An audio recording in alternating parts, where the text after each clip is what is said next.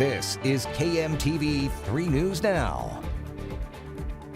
I'm Vanessa Villafuerte with 3 News Now. Here's a look at what's happening now. Lincoln Public Schools will not be having classes for the next 3 Fridays in response to the staffing shortage due to the COVID surge. According to Superintendent Dr. Steve Joel, COVID Response Fridays will allow the district to keep schools open and safe.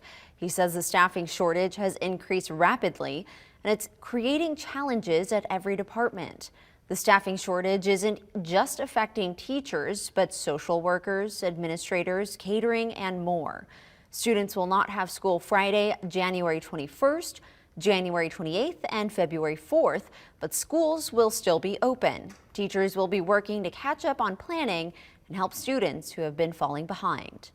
A top healthcare leader in Iowa says hospitals are having trouble keeping up with demand, and that's putting a strain on medical staff. The University of Iowa healthcare CEO is warning that we're hitting a peak time for Omicron. The next 4 weeks will be critical for the state. He says just because you get Omicron doesn't mean you're immune from COVID. He also says a record number of hospital workers are sick or missing work to take care of family members, adding more stress on employees.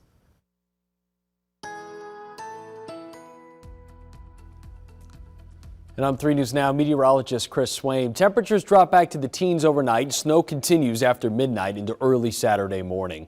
Anything that got wet from the cold rain or the accumulating snow is likely to turn to ice overnight as we get very cold, winds up to 40 miles per hour. 20 degrees on Saturday. It'll be quiet during the day and even a fair amount of sunshine for the second half of the day, but we won't see any melting. Watch the snow continue into early Saturday morning before diving south. There's the teens overnight and then some clearing throughout the afternoon. That sunshine will put us back in the 20s. Totals haven't changed, still in that 2 to 5 inch range, and I think the lion's share of that falls Friday evening into early Saturday morning. Enough to make roads certainly slick. On top of that, some ice underneath. So use a lot of caution driving around throughout the day on Saturday, especially early as road crews get a chance to get a handle on the accumulating snow. 20s for highs on Saturday, then 30s, then 40s. It's a warm up over the next 3 days, and I think we peak at about 46 degrees on Tuesday.